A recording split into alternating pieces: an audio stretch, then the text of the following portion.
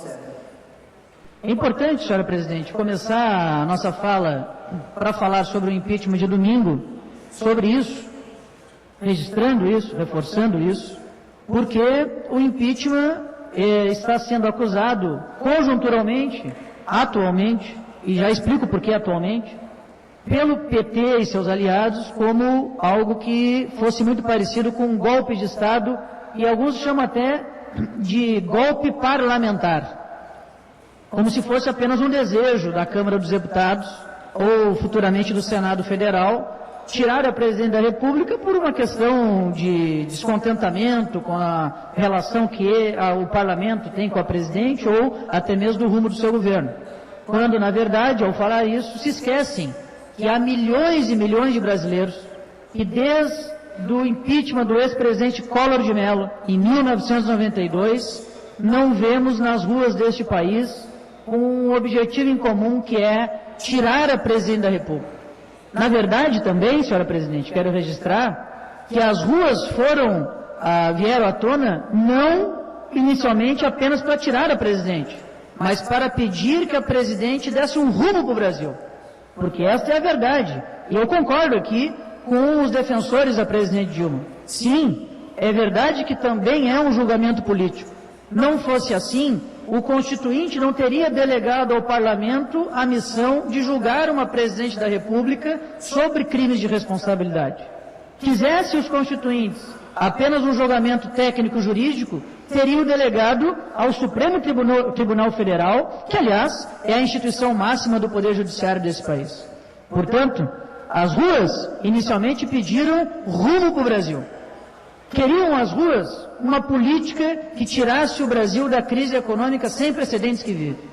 Queriam as ruas não tirar a presidente por tirar, mas tirar do governo essa apatia, essa falta de condições políticas de enfrentar algo que atinge não os deputados, senadores, os companheiros do PT ou filiados a qualquer partido político de situação ou de oposição, mas sim atingem frontalmente aqueles, senhora presidente, que mais precisam do governo federal, que são as pessoas mais necessitadas, as pessoas mais humildes, as pessoas que vivem nas periferias e que sofrem cada dia mais com um problema crônico do Brasil, que é a questão do desemprego crescente e que já atinge mais de 10 milhões de brasileiros e brasileiras. Portanto, não tendo as ruas tido seu pedido de rumo para o Brasil atendido, o que houve a seguir foi a imediata insatisfação popular a tal ponto que hoje, qualquer pesquisa de opinião vai mostrar que a esmagadora maioria da população brasileira quer sim o impeachment da presidente Dilma Rousseff. Perguntam alguns, sim, mas então qualquer governo que não tem popularidade deve ser impeachmentado? Ora, evidente que não. É evidente que essa pergunta serve muito mais para confundir do que para contribuir nesse debate tão importante. A resposta correta para o impeachment, se o impeachment deve ser levado adiante ou não, não é, evidentemente, apenas a insatisfação popular. Muito embora temos que reconhecer que quando há satisfação popular, o mandatário, o governante, encontra na população respaldo político para continuar o seu governo e conduzir o Brasil com tal apoio tão importante em qualquer governo, seja ele federal, estadual ou municipal. Mas o que levou a presidente Dilma a ter o seu mandato questionado pela Câmara dos Deputados, ou seja, a casa que representa a população brasileira no nosso sistema, foi o crime de responsabilidade que ela cometeu. E isso tem que ser dito com a boca dessa tribuna para não passar a impressão mal dada pelos defensores da presidente, do PT e de seus aliados, de que não houve crime, aliás, muito repetido pela própria nos pronunciamentos dos dias anteriores, especialmente no dia de ontem, quando visivelmente abatida, veio a público mentir novamente que não havia ela, presidente Dilma Rousseff, cometido tal crime de responsabilidade e que, por consequência, na visão dela, estava sendo vítima de um suposto golpe de Estado. E quero aqui, apenas por alguns minutos, senhora presidente, senhores parlamentares, versar sobre a constitucionalidade do pedido de impeachment e sobre o conteúdo, o mérito do mesmo, que versa sobre o crime de responsabilidade. Primeiro, senhora presidente, reconhecer que acho que o PT e seus aliados são sinceros quando dizem não acreditar que houve crime de responsabilidade por parte da presidente Dilma. E digo isso não por querer menosprezar a opinião de alguém ou até mesmo ridicularizar, tendo em vista que mais de 2/3 da Câmara já disse o que todos nós sabíamos. Sim, o crime existiu e ela deve ser impeachmentada. Digo isso, senhora presidente, pelo simples fato da minha convicção de que para o PT e seus aliados, do ponto de vista ideológico, teórico e inclusive nas práticas dos seus governos, a questão da responsabilidade fiscal não é importante. Digo isso subsidiado de artigos de opinião, pronunciamentos de petistas que nessa tribuna, inclusive, mas também lá nas tribunas do Congresso Nacional, seguidamente vem à tona dizer aquilo que acreditam em alto e bom som. Eles preferem ter uma gestão irresponsável do ponto de vista fiscal. Eles defendem a irresponsabilidade fiscal como política permanente de governo. Eles citam teóricos economistas que subsidiam e fundamentam suas opiniões, quando na verdade estão modificando a opinião desses economistas e teóricos, porque nunca ninguém, pelo menos aqueles que publicaram famosos e conhecidos livros e teses econômicas, defenderam o endividamento permanente acima da arrecadação por longo prazo do poder público, lato sensu, como aconteceu no Brasil, especialmente no governo do Rio Grande do Sul, durante a gestão do governador Tarso Genro e agora nas últimas gestões da presidente Dilma. Portanto, me parece que é sincero essa questão do PT não reconhecer crime de responsabilidade pelo fato das pedaladas fiscais e pelo fato da irresponsabilidade fiscal do governo federal. Me parece que é. Eu não estou aqui dizendo que eles não utilizam esse argumento como forma de confundir ou ludibriar a população. Sim, evidentemente, como mecanismo de defesa própria, assim como fez Collor de Mello em 1992, classificam o impeachment como golpe de Estado. Mas o mais interessante é ver que esse fato do crime de responsabilidade ter sido cometido pela presidente Dilma Rousseff, pela sua política de irresponsabilidade fiscal contínua e permanente, é algo que o PT não considera crime, pelo fato de que o PT acredita que esta é a política correta e que a legislação é que está errada, não eles que fazem com que a despesa fique acima da arrecadação, de tal forma que o resultado primário do Brasil este ano vai ser negativo em mais de 80 bilhões de reais.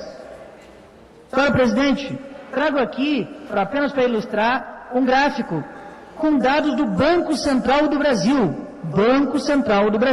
que tem seu presidente nomeado pela presidente da República, que mostra com muita exatidão e com bastante didatismo o quanto que o PT exagerou na sua política de responsabilidade fiscal e que foi esta política, de fato, que levou-nos a todos chegarmos onde chegamos do ponto de vista da crise da economia. Portanto, dizer que não houve crime no que tange ao processo de impeachment é dizer que não é importante ter responsabilidade fiscal. Dizer que não houve crime, senhora presidente, é não reconhecer a Lei 8429 de 1992, Lei do Colarinho Branco, que cassou o Fernando Collor de Mello, Lei da Improbidade Administrativa, que lá no seu artigo 11 diz que você tem que ter autorização legislativa e não podendo desrespeitar qualquer instituição ou poder para fazer atos não autorizados pela Constituição e pela lei brasileira. Dizer que não houve crime, senhora presidente, também atenta ou reconhece o fato de que o PT não lhe diz respeito à Lei de Responsabilidade Fiscal Federal. A Lei Complementar 101 de 2000, que é bem clara, diz que os estados, os municípios e a própria União devem estabelecer nas suas leis diretrizes orçamentárias os rumos do orçamento do país, não podendo por decreto fazer modificações bruscas no rumo do orçamento e muito menos criação de despesas sem autorização legislativa. É importante, senhora presidente, dizer isso, não apenas para sacramentar o correto rito do processo de impeachment de domingo lá na Câmara Federal.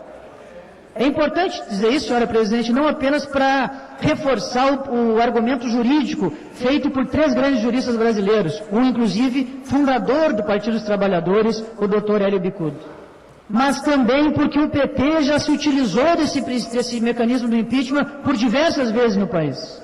E foram mais de 50, senhora presidente, pedidos de impeachment protocolados pelo PT, um deles o qual eu trago a histórica foto mais uma vez dessa tribuna. Na foto, senhora presidente, estão presentes nada mais, nada menos que os dois maiores líderes do petismo da história do partido no Brasil. Um deles, o ex-presidente Luiz Inácio Lula da Silva. O próprio Lula, aquele mesmo que de um quarto na suíte presidencial do Hotel Royal Tulip, negociava cargos, benefícios e outros benefícios, talvez não tão éticos assim, na tentativa fracassada de barrar o impeachment legal e constitucional na Câmara. Outro deles, senhora presidente, é o grande mentor do petismo brasileiro, ex-ministro da Casa Civil, José Dirceu. Atualmente, por sinal, passando uma temporada na Papuda, onde se encontra desde a época do mensalão do PT. E por fim, senhora presidente, quem está na foto, por ironia do destino? Nada mais, nada menos do que o vice-presidente da República, Michel Temer, na época, presidente da Câmara dos Deputados, que recebia das mãos desses dois petistas exatamente o mesmo objeto do que agora o fulminam na presidência da República, um pedido de impeachment no Congresso Nacional. Vejam, portanto, como são as coisas. Vejam, portanto, o quanto de incoerência tem ao petismo dizer e acusar que é um golpe de Estado o que foi aprovado na Câmara dos Deputados. Na verdade, senhora presidente, estamos vivendo tempos muito difíceis no Brasil. Há os dados do desemprego divulgados pelo IBGE no dia 23 de março deste ano, portanto, já bastante desatualizados. Diz o Instituto Brasileiro de Geografia e Estatística, que tem na sua presidência um companheiro do PT, companheiro da presidente Dilma. O desemprego no Brasil atinge 10 milhões de pessoas. 10 milhões de pessoas. O desemprego, senhora presidente, neste país vai chegar até o mês de dezembro, ou seja, até o dia 31 de dezembro, final do ano, em 13%, senhores deputados, senhores deputados. 13%. Nós temos uma renda que está caindo 7,5% ao ano, corroendo o poder aquisitivo da população, especialmente da população menos abastada, que é o que mais precisa do poder aquisitivo do seu salário. A recessão, senhores deputados, está em quase, na projeção do próprio governo federal, menos 4% neste ano de 2016.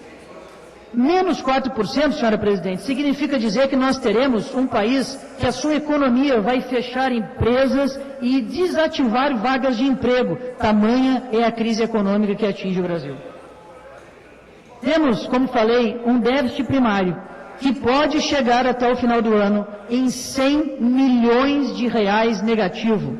Senhores parlamentares, vou repetir, caros colegas deputados e deputadas, um déficit primário que é aquela conta que se faz, quanto que o governo federal gastou e quanto que arrecadou. Nós teremos, portanto, 100 milhões negativo nos cofres das finanças públicas brasileiras. 100 milhões, senhora presidente. Evidentemente, nós não podemos fazer apenas o cálculo simples dos 100 bilhões sem calcular, em cima do déficit, os juros, que são gigantescos e que, por isso mesmo, corroem e comem uma grande parcela do Orçamento Geral da União, dinheiro este que deveria estar indo para a educação, saúde, segurança e outras políticas importantes para o brasileiro e para a brasileira. Só no ano de 2016, de uma maneira muito tímida, o petista ministro da Fazenda, Nelson Barbosa, junto com a presidente Dilma Rousseff, cortou do Orçamento Geral da União 23 bilhões e 400 milhões de reais. 23 bilhões e 400 milhões de reais que saíram de qual lugar? Saíram da saúde, saíram da educação, saíram das políticas sociais e saíram especialmente das obras de infraestrutura. Portanto, senhora presidente, é impossível, e eu já concedo a parte aos nobres colegas, é impossível falar de um processo de impeachment que está avançado, chegando no Senado Federal na tarde de hoje. É impossível falar de um processo de impeachment que em 15 dias será votada a sua admissibilidade na Câmara Alta do Congresso Nacional, sem falar de como poderá ser e como deverá ser, ou pelo menos como esperamos que seja, o governo do presidente Michel Temer. E digo isso não porque acredito que a presidente Dilma está correta quando fala e acusa o presidente Michel Temer de um conspirador, até porque quero dar uma notícia a vossas excelências. de última hora, essa vocês não sabiam. A presidente Dilma Rousseff votou no vice-presidente Michel Temer 2 vezes. Votou porque ele, vice-presidente Michel Temer, era nada mais nada menos que seu colega de chapa e, portanto, servia. Servia. Michel Temer, quando era o vice da Dilma, e estava lá quietinho no canto dele, no Jaburu, não incomodava, ficava bem quietinho, não interferia nos problemas do governo, nunca foi chamado para tomar uma decisão sequer sobre a política econômica, sobre as políticas sociais, não participava de maneira nenhuma do núcleo do governo, era muito bom, obrigado. Esse era o vice que a presidente Dilma queria. Esse era o vice que a presidente Dilma Rousseff estava desejando desde sempre. Ora, um presidente que segura a onda do maior partido do Brasil, um vice-presidente que não aparece nas reuniões porque não é convidado, um vice-presidente que emprestou o seu nome para colocar lá na chapa que ela concorreu à presidência da República, esse era o vice ideal. Sim, esse era o vice ideal. Agora, quando o vice-presidente da República, por determinação da Constituição Federal, da Constituição, senhora presidente, não por uma vontade pessoal ou por qualquer trama política que possa ser feita de última hora, mas porque está escrito na Constituição Federal que quem assume o lugar da presidência da República em seus impedimentos é o senhor vice-presidente da República, neste caso, o companheiro Michel Temer, aí não. Aí é um conspirador, senhoras e senhores. Aí o vice-presidente de um bom moço, de um bom vice, de um homem discreto, de um homem leal, passa a ser um traidor da pátria. Um traidor da pátria que não merece o reconhecimento dos brasileiros na visão da presidente Dilma e dos seus companheiros do PT. Pois agora estamos às vésperas desse senhor assumir a presidência da República. Assumir a presidência da República porque ele é o indicado pela Constituição para cumprir essa função nas hipóteses de impedimento da presidente da República. E irá assumir cortando 15 ministérios no mínimo, senhora presidente. Irá assumir fazendo aquilo que os brasileiros querem, que é a diminuição do tamanho desse Estado monstrengo, enorme, ineficiente e ineficaz. Irá assumir fazendo aquilo que o seu ministro da Fazenda tentou fazer, que a própria Dilma tentou fazer, mas que seu partido nunca deixou, porque achava que era muito melhor fazer o populismo barato do que fazer as medidas necessárias no Congresso Nacional, que é a questão do ajuste fiscal. Irá fazer, senhora presidente, um governo de coalizão nacional, um grande governo que vai unir o país, para que coloque-se nos ministérios notáveis, pessoas que entendem do assunto e não apadrinhados políticos por si só, sem o mínimo cabimento e conhecimento da causa para poder tocar a pasta que assumiram. Dessa forma, acredito, senhora presidente, senhores deputados, que nós teremos um governo que vai conseguir tirar o Brasil da crise. Não será fácil.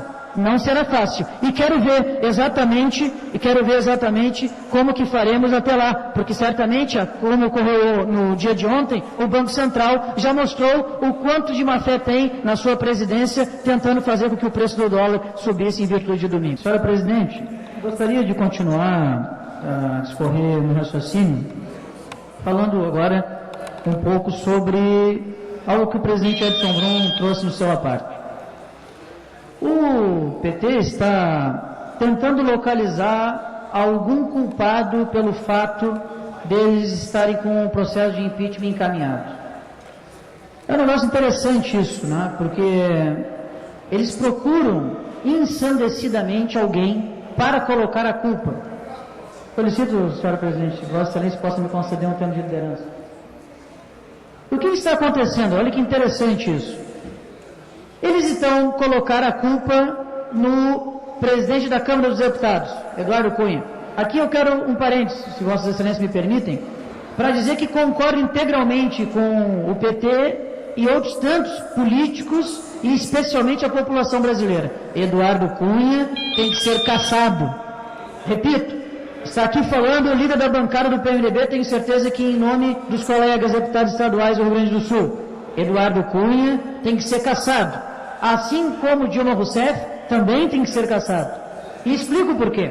Porque não me serve, senhoras e senhores, o argumento de que nós não podemos tirar uma porque o outro também é ruim. Não, isso não me serve. Isso não serve em lugar nenhum do mundo. Não é assim que se resolve o problema de um país do tamanho do Brasil. Não me serve dizer que, olha, a presidente Dilma não pode ser retirada, porque quem está defendendo a retirada dela é nada mais nada menos do que alguém que também é corrupto. Olha, com todo respeito.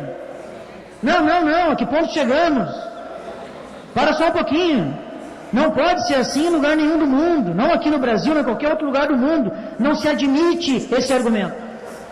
Pois então, o PT, sabedor que é dessa premissa, desse raciocínio, tentando confundir a população, escolheu um outro culpado para o impeachment da Dilma. Esse senhor chama-se Michel Temer. Olha, Michel Temer é um conspirador. Quem é que disse isso? A própria presidente da República, numa deselegância tremenda. Disse que o vice-presidente, que ela escolheu por 2 ocasiões para ser seu companheiro de chapa e que recebeu os mesmos 54 milhões de votos que a colega de chapa Dilma Rousseff, é um conspirador. Pois então agora o culpado também é o Michel Temer. É a mesma coisa que tu culpar o cemitério pela tua morte. É a mesma coisa que tu culpar o rio pelo teu afogamento. É a mesma coisa que tu não admitires que o grande culpado ainda não foi identificado pelo PT. Senhoras e senhores, me dirijo à bancada petista aqui nessa casa, que infelizmente, mais uma vez, não está no plenário, na sua totalidade. Infelizmente não está no plenário e por essa sua ausência tomo a liberdade de desafiá-los por um desafio muito simples e bastante produtivo para si próprios. Façam autocrítica. Façam a autocrítica necessária. Reflitam nas suas consciências. O culpado são o seu partido. O culpado é o próprio PT, senhoras deputadas, senhores deputados. Não tentem achar em outro, aqui ou ali, a culpa de algo que era uma tragédia anunciada. E digo por quê. E essa é a reflexão que o PT deveria fazer para sair com sobrevida desse processo de impeachment, o qual a população brasileira os colocaram nessa situação devido à sua incompetência e os seus erros cometidos. O grande culpado do impeachment só tem um nome: PT. PT é o culpado do impeachment da Dilma. Pela sua arrogância eterna, pela arrogância de não conversar com ninguém e de não admitir que todos, mesmo os que pensam diferentes, são merecedores da atenção, do diálogo. Pela sua arrogância eterna, pela sua arrogância sine qua non, que sempre demonstraram ter por onde passaram. 2, pela incompetência de tirar o Brasil da crise que eles mesmos nos colocaram. Em crise essa que é sem precedentes. Eu já discorri com um déficit no primário no final do ano de 100 bilhões de reais negativos. 3, pelo esquema de corrupção, que não é propriedade exclusiva do PT, não se enganem. Corruptos são seres humanos e por isso nenhum partido, senhores deputados, nenhum partido nessa casa ou em qualquer lugar do Brasil está blindado ou fora do alcance dessas pessoas que usam de maneira incorreta o dinheiro público. Mas cá para nós, senhora presidente, o maior esquema de corrupção do planeta Terra foi feito neste governo. O maior esquema de corrupção do planeta Terra foi feito nesse governo e os tesoureiros do PT, 2, Delírio Soares e José Vacari Neto, também passaram uma temporada 1 lá na Papuda e outro ali em Curitiba. Ora, cá para nós, isso também é algo que não pode se culpar os outros no momento em que a própria presidente da República foi presidente do Conselho de Administração da Petrobras. E por fim, senhora presidente, um tema que já trouxe a esse parlamento num grande expediente, inclusive também. O PT insiste em promover a irresponsabilidade fiscal como política contínua de governo. O PT gosta da irresponsabilidade fiscal. O PT inventou um tal de pós-keynesianismo, que nem Keynes conhecia, que, centralizado na New School lá em Nova York, forma economistas aos quais o PT segue, que o ex-governador Tasso Genro chama de heterodoxos. Esses economistas, pressupostamente de heterodoxos, são os economistas que defendem, pasmem, o endividamento contínuo e o gasto da despesa acima da receita em todos os orçamentos onde eles puderem realizar. É geral, eles querem fazer a irresponsabilidade fiscal por onde passam. Foi assim no Rio Grande do Sul, foi assim no Brasil. Portanto, permitam-me repetir, porque este é um momento importante do país e que todos nós temos que ter humildade para aprender com os erros que cometemos. A culpa pelo impeachment da presidente Dilma Rousseff tem um nome, não é Eduardo Cunha, que tem que ser cassado também, não é o vice-presidente Michel Temer, que serviu até agora e foi muito bom para eles, não é a Câmara dos Deputados, que por 367 votos aprovaram a admissibilidade do pedido de impeachment. Não será também o Senado, que certamente admitirá o impeachment, afastando a presidente da República. O nome culpado por essa situação que o próprio PT está, é ele mesmo, senhoras e senhores. É o PT, o petismo, o Lula, a Dilma e todos aqueles que compactuaram com as suas políticas de governo até então. Muito obrigado.